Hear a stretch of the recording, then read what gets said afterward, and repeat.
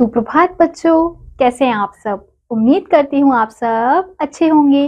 तो बच्चों, आज की कक्षा में हम पढ़ने वाले हैं अध्याय नंबर 3, जिसका शीर्षक है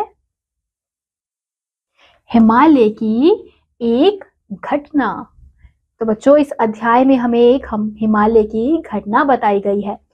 तो सबसे पहले हम देखेंगे कि हमें यहाँ पे एक चित्र दिया गया है और उस चित्र के आधार पर हमसे कुछ प्रश्न पूछे गए हैं। तो सबसे पहला प्रश्न है, इस चित्र में क्या दिखाया गया है। तो हम इस चित्र में देख सकते हैं कि हमें किसका चित्र दिखाया गया है। ये केदारनाथ मंदिर का चित्र दिखाया गया है। अब अगला प्रश्न है, यह धाम किस राज्य में है। तो बच्चों, केदारनाथ जो धाम है वो कहाँ पर है, उत्तराखंड में है। तो हम क्या बोलेंगे कि ये जो धाम है वो कौन से राज्य में है, उत्तराखंड राज्य में है। अब अगला प्रश्न है, इस धाम में किस इष्ट देवता की पूजा होती है। तो बच्चों, केदारनाथ मंदिर में कौन से देवता की पूजा होती है, शिव भगवान की पूजा होती है। अगला प्रश्न है, क्या इस धाम की यात्रा सभी महीनों में की जा सकती है। तो केदारनाथ धाम जो है उसकी जो यात्रा है वो हम हर महीने में यानी कि सभी महीने में नहीं कर सकते हैं, क्योंकि क्या किया जाता है, जो केदारनाथ मंदिर है उसका दरवाजा गर्मी जब शुरू होती है उस समय उसके दरवाजे खोल दिए जाते हैं, लेकिन जब ठंड शुरू होती है तो उसके दरवाजे बंद कर दिए जाते हैं, यानी कि उतना ऊपर किसी को जाने नहीं दिया जाता, क्योंकि यहाँ पे बहुत ज्यादा पहले से ही बहुत ज्यादा ठंड होती है। तो इस वजह से ठंड में ये बंद कर दिया जाता है, इसलिए हम हर महीने में केदारनाथ नहीं जा सकते। अगला प्रश्न है, इस धाम पर आसानी से पहुंचने के लिए कौन कौन सी सुविधाएं प्रदान की जाती है, उनके विषय में जानिए और कक्षा में बताइए। तो बच्चों, जो आखिरी प्रश्न है, तो आपको क्या करना है, आपको इस विषय में जानना है और फिर कक्षा में चर्चा करनी है। जैसे मैं आपको बता देती हूँ कि इस धाम पर आसानी से पहुंचने के लिए बहुत सारी सुविधाएं आपको दी जाती है, जैसे बस है, ट्रेन है, हेलीकॉप्टर है और कुछ कुछ घोड़े, खच्चर ये भी होते हैं जिस पर आप चढ़कर जा सकते हैं। कुछ डोलियां होती है जिस पर बैठकर आपको ऊपर पहुंचाया जाता है। अब इसी के साथ हम अपने अध्याय की ओर बढ़ते हैं। तो इस अध्याय से जुड़े हुए कुछ हमें संकेत दिए गए हैं। प्रस्तुत पाठ में पंडित जवाहरलाल नेहरू की युवावस्था की रोमांचकारी घटना का वर्णन हुआ है, जो हिमालय में उनके भ्रमण करते समय घटित हुई थी।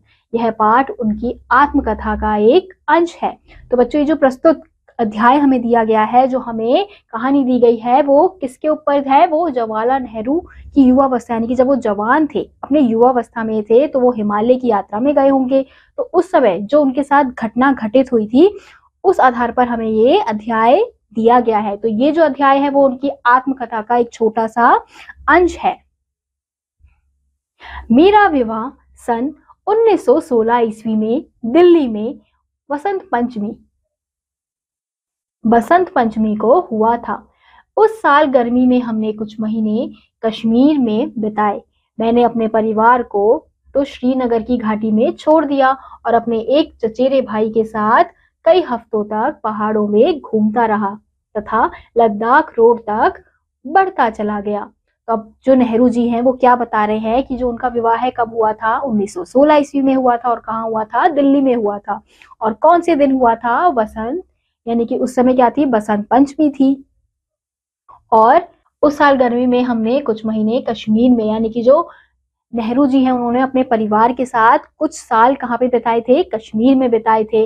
अब उन्होंने अपने परिवार को श्रीनगर की घाटी में छोड़ दिया था और अपने दोस्तों के साथ वो कहाँ चल दिए थे, पहाड़ों के सैर पर निकल पड़े थे। तो पहाड़ों में घूमता रहा था, लद्दाख रोड तक बढ़ता चला गया। संसार के उच्च प्रदेश में उन संकारी और निर्जन घाटियों में जो तिब्बत के मैदान की तरफ जाती है, घूमने का यह मेरा पहला अनुभव था। यानी कि जो नेहरू जी हैं वो पहली बार इस प्रकार से घूमने निकले थे। जोजिला घाटी की चोटी से हमने देखा तो एक तरफ नीचे की ओर पहाड़ों की घनी हरियाली थी और दूसरी तरफ कड़ी नग्न चट्टान। हम इस घाटी की संकारी राह के ऊपर चढ़ते चले गए जिसके दोनों ओर पहाड़ हैं। तो यहाँ पे जो नेहरू जी बता रहे हैं अपने दृश्य के बारे में, जो भी उन्होंने देखा वो दृश्य हमें यहाँ पे दिखाया गया है। यहाँ पे पहाड़ों की घनी हरियाली है, दूसरी तरफ कड़ी नग्न चट्टान है। हम इस घाटी की संकारी राह के ऊपर चढ़ते चले गए, जिसके दोनों ओर क्या है, दोनों ओर ही पहाड़ हैं। एक तरफ बर्फ से ढकी हुई चोटियां चमक रही थी और उनमें से छोटे छोटे ग्लेशियर, हिम सरोवर हमसे मिलने के लिए नीचे की ओर रेंग रहे थे। हवा ठंडी थी, लेकिन दिन में धूप अच्छी पड़ती थी। तो बच्चों, जो पहाड़ी इलाका होता है, पहाड़ी जगह होती है, वहां पे क्या होता है कि दिन में तो बहुत अच्छी धूप निकलती है। जो ठंड होती है वो कब होती है, रात को होती है। तो नेहरू जी ने भी ऐसा ही अनुभव किया था कि दिन में तो बहुत ही अच्छी धूप निकलती थी, लेकिन रात को क्या होती थी, ठंड होती थी। हवा इतनी साफ थी कि अक्सर हमें चीजों की दूरी के बारे में भ्रम हो जाता था। वे दरअसल जितनी दूर होती थी, हम उन्हें उससे बहुत कम दूर समझते थे। धीरे धीरे सूनापन बढ़ता गया। पेड़ों और वनस्पतियों तक ने हमारा साथ छोड़ दिया। रह गई सिर्फ नंगी चट्टानें, बर्फ, पाला और कहीं कहीं कुछ सुंदर फूल। फिर भी प्रकृति के इन जंगली और सुनसान इलाकों में मुझे अजीब संतोष मिला। मेरे उत्साह और उमंग का ठिकाना ना था। अब जैसे जैसे नेहरू जी आगे बढ़ते जा रहे थे, वैसे वैसे क्या हो रहा था कि धीरे धीरे उनके जो पेड़ है, वनस्पतियां जो उन्हें दिखाई दे रही थी रास्ते में, वो अब उनका साथ छोड़ती जा रही थी। तो अब उन्हें क्या नजर आ रहे थे, चट्टानें नजर आ रही थी, बर्फ नजर आ रहे थे, पाला नजर आ रहा था और कहीं कहीं पर सुंदर सुंदर फूल नजर आ रहे थे। और ये जो नजारा था वो था तो बिल्कुल सुनसान इलाका था, कोई भी नहीं था वहां, लेकिन ये अजीब संतोष उन्हें मिल रहा था। यानी कि ऐसे संसार को देखकर भी, ऐसे दृश्य को देखकर भी उन्हें अच्छा अजीब सा संतोष मिल रहा था और उनके उत्साह का कोई भी ठिकाना नहीं था। इस यात्रा में मुझे दिल को कपा देने वाला एक बड़ा अनुभव हुआ। जोजिला घाटी से आगे सफर करते हुए एक जगह जो मेरे ख्याल से मातायन कहलाती थी, हमसे कहा गया कि अमरनाथ की गुफा यहाँ से सिर्फ 8 मील दूर है। यह ठीक था कि बीच में बुरी तरह हिम से ढका हुआ एक बड़ा पहाड़ पड़ता था जिसे पार करना था, लेकिन उससे क्या, 8 मील होते ही क्या है। जोश खूब था और तजर्बे नदारद। हमने अपने डेरे तंबू को, जो 11,500 फुट की ऊंचाई पर थे, छोड़ दिए और एक छोटे से दल के साथ पहाड़ पर चढ़ने लगे। रास्ता दिखाने के लिए हमारे साथ यहाँ एक गडरिया था। तो अब जिस जगह पर वो पहुंच गए थे, जहां पर वो तंबू लगाकर बैठे हुए थे, अब उन्हें जानना था कि इसके आगे और क्या चीजें हैं। तो वो और लोगों के साथ निकल पड़े थे और उनके साथ एक गडरिया भी था जो उन्हें सब कुछ बताता जा रहा था। हम लोगों ने रस्सियों के सहारे कई बर्फीली नदियों को पार किया।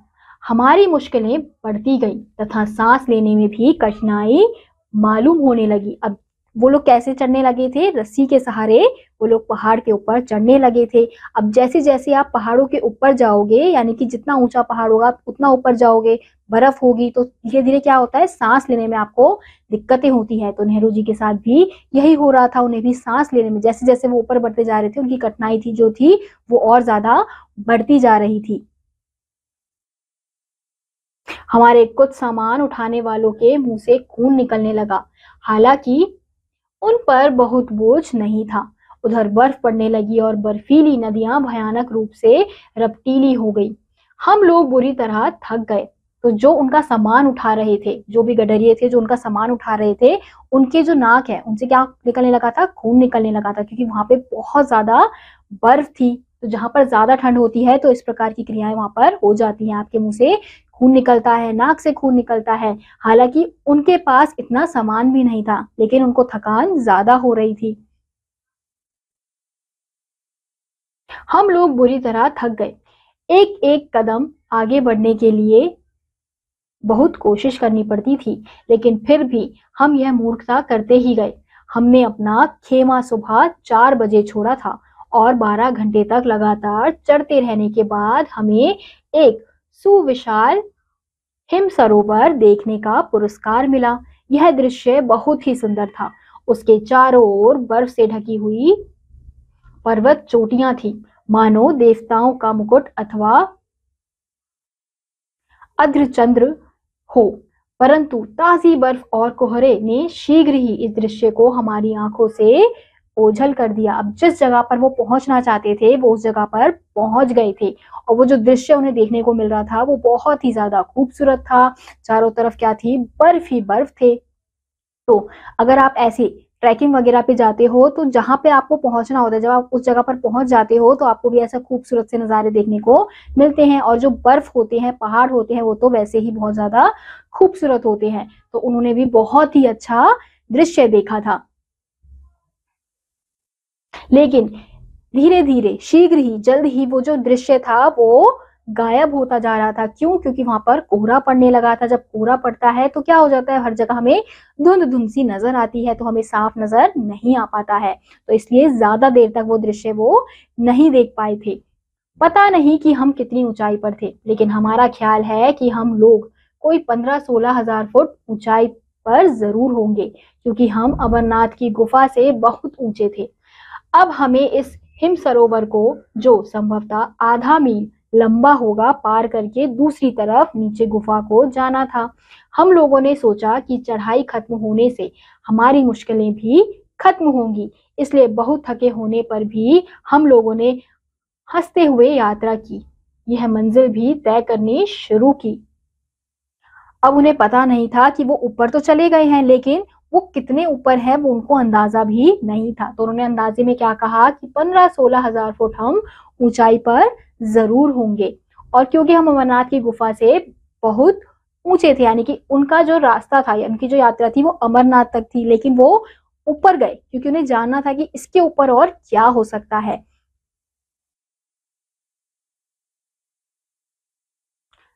अब जो हिम सरोवर था वो उसे पार कर चुके थे, जो लंबा था।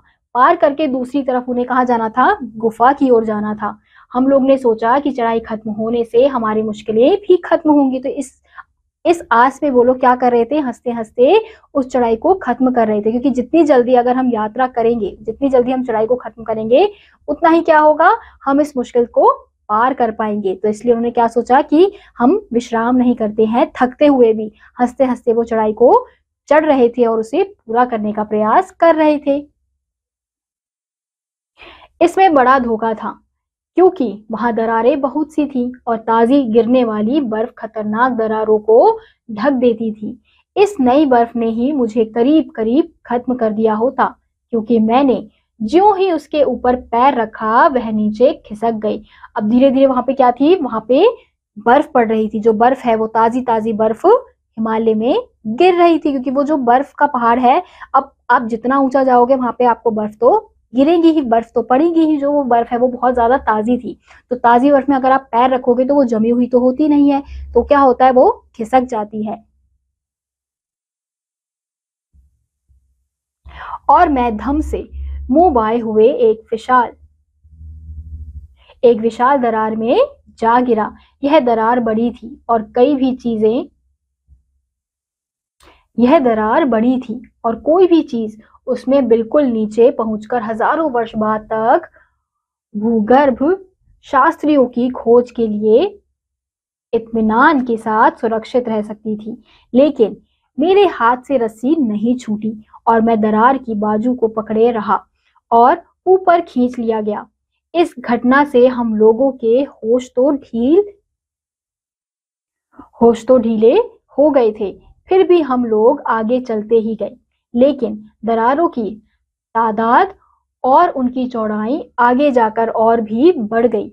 इनमें से कुछ को पार करने की कोई साधन भी हमारे पास ना थे। इसलिए अंत में हम लोग थके मांदे हताश हो लौट आए और इस प्रकार अमरनाथ की गुफा अनदेखी ही रह गई। तो हम अंत में क्या देखते हैं कि नेहरू जी के साथ क्या होता है, जिस बर्फ में वो पैर रखते हैं, जिस वजह से जैसे ही वो पैर रखते हैं वो जो बर्फ है वो खिसक जाती है, तो वो नीचे गिर पड़ते हैं। तो इस वजह से उन्होंने जो रस्सी पकड़ी हुई थी उसको उन्होंने नहीं छोड़ा, तो फिर धीरे धीरे उन्होंने उसको खींचा और फिर उनके जो साथी थे उन्होंने उनको ऊपर खींचा। तो ये जो हादसा था उन्हें जिंदगी भर याद था, क्योंकि ऐसा हो सकता था कि अगर वो रस्सी छोड़ देते तो वो कहाँ गिर जाते, खाई में गिर जाते, उस दरार में गिर जाते। तो इसलिए उन्हें डर था कि अगर वो छोड़ देते तो वो गिर जाते। तो इस वजह से, इस घटना की वजह से जो उनकी अमरनाथ गुफा जाने का जो यात्रा था वो अधूरा रह गया, वो उस गुफा को नहीं देख पाए। तो इसी के साथ बच्चों आज का यह अध्याय यहीं समाप्त होता है। उम्मीद करती हूँ आपको यह अध्याय समझ आया होगा। मैं आपसे मिलूंगी अगली कक्षा में, तब तक के लिए आप सभी बच्चे पढ़ते रहिए और खुश रहिए। बाय।